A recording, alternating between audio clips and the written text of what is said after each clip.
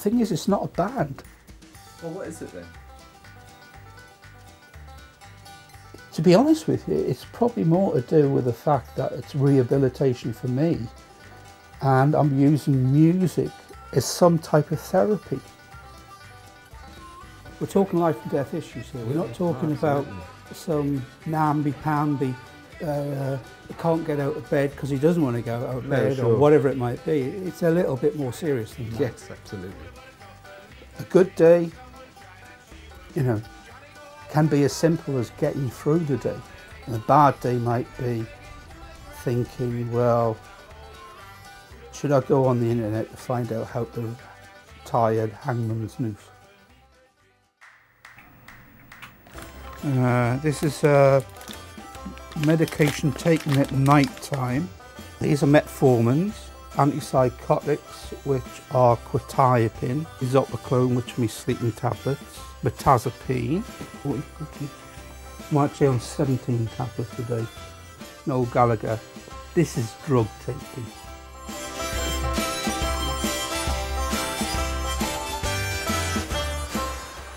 Been working really hard over the weekend on this idea that I got motivated to do something after Amy Winehouse's death, which I found to be really tragic.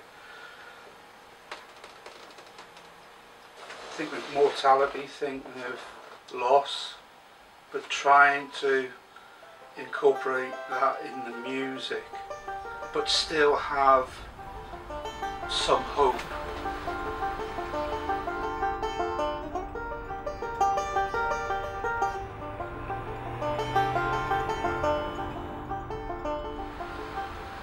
This is the interview I've always been looking forward to. This is the one I'm wanting to get into. I Find out what this guy does for a living and why he deserves to get paid. Yeah, type thing. Let's get into schizophrenia. Mm-hmm. Why is schizophrenia so misunderstood? People can understand almost conceptually what anxiety is, because everyone at some point experiences anxiety. People can conceptually relate to change to mood disorders because everyone experiences mood. Schizophrenia is in some way quite enigmatic. It's strange. People, I think, find it difficult to relate very easily to what's going on in schizophrenia. It's pretty difficult to put yourself in the shoes of someone with schizophrenia. And as a consequence, it is very misunderstood. It's probably the most stigmatized against disorder. In some sense, because it's about cognition, it's about perception, it's about belief, it's almost one of the most human disorders that exists. It's kind of at the core of being a human being. The first thing that bipolars tend to do is, once they start feeling better, they stop taking the meds. And that's a really bad situation, which I've seen it happen to so many other people where they stop taking the meds and they go ill. So I'm very, very strict on making sure I take my meds every day. Now these ones are the ones that really knock you out. These are the quetiapine. These are sleeping tablets called zopiclone. I can't sleep without these. I'm that dependent on them. What happens is, with the quetiapine, is you take them and you get uncontrollable hunger, this craving for food. You just eat and eat and eat. And that's my medication regime for this evening. See you in the morning. So what is the definition of schizophrenia? When you're saying that someone's got schizophrenia, what they have at its core is they have very unusual beliefs, which we call delusions. Yeah, your tan looks good with a white shirt, because even your body, you can see your body colour through you.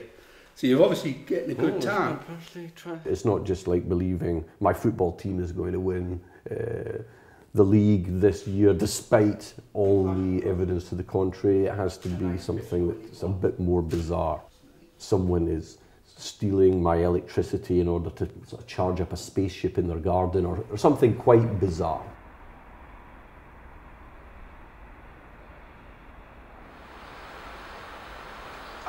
idea for a lick, for a banjo lick, and I recorded that, which is this. And then I thought, well, okay, well, let's put a beat behind it.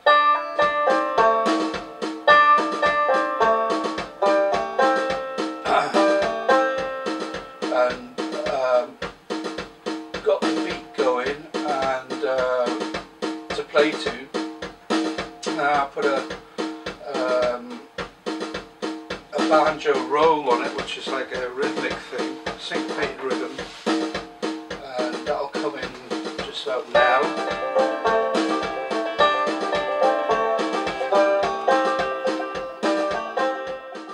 Hallucinations are typical as well, so most characteristically they're auditory hallucinations, and that means that you hear things as if they're occurring in the outside space around you. You hear them, but there is no stimulus, so there is nothing actually there.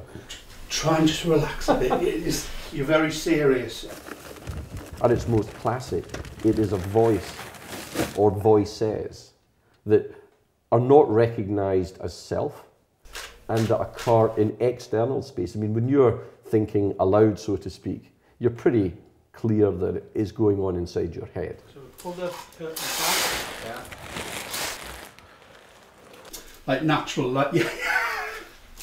Whereas someone with an absolutely characteristic hallucination will be locating it as maybe the corner of the room, or outside the house, or under the bed, or in the wardrobe, or on the radio.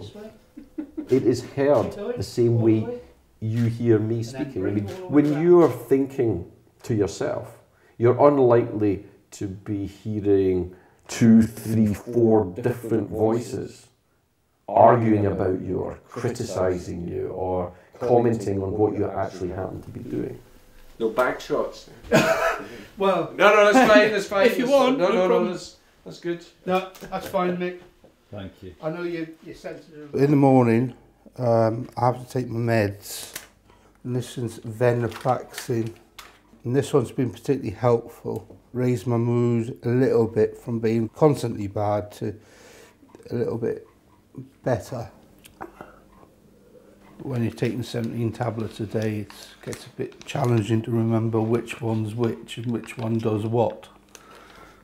I'm only allowed me tablets on a weekly basis because all my overdoses prior have always been tablet overdoses. How do you treat schizophrenia? At its most simple medical level, you use medicine called antipsychotic drugs, but that will not abolish many of the problems. So people with schizophrenia, the vast majority of them cannot find employment, have problems with housing, have problems with relationships. So they also need a lot of social support.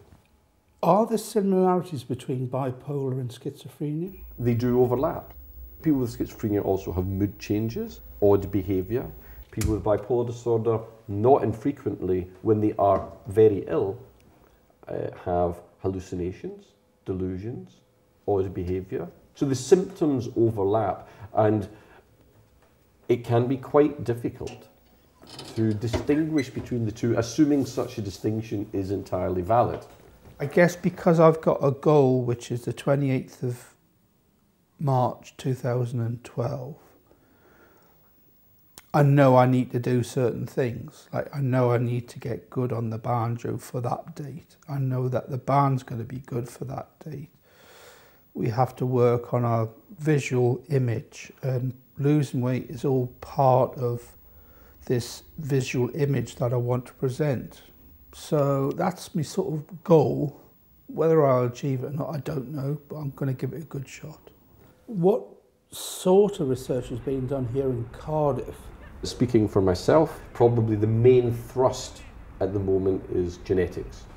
The purpose of the genetics is to find some biological clues as to the origins of the disease.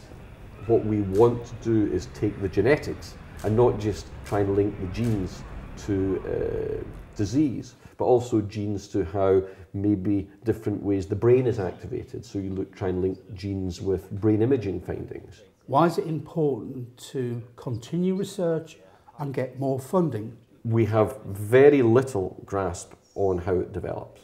We have no real clear understanding about how risk factors, of which there are many, can possibly lead to this clinical picture. And that all adds up to schizophrenia being one of the most important causes of human suffering, family suffering, economic suffering. And somehow we have to break that. And one proven way of breaking this sort of thing is through biomedical research, so that we can identify positions in that chain between risk and disease that we can interfere with, interrupt, or if we're really lucky, prevent altogether.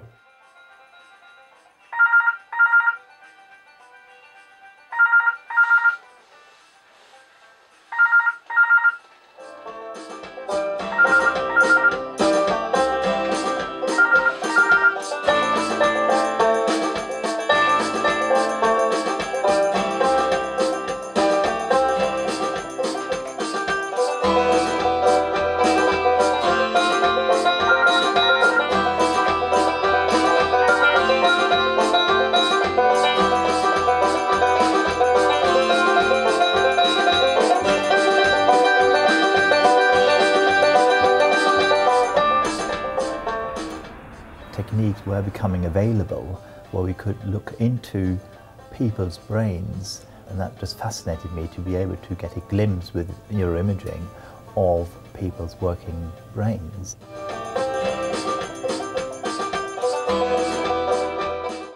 Where's creativity in the brain? There's no answer to that. The process of actually lying on a slab made me feel a bit like I was being laid out in a morgue. To be honest with you, I was terrified.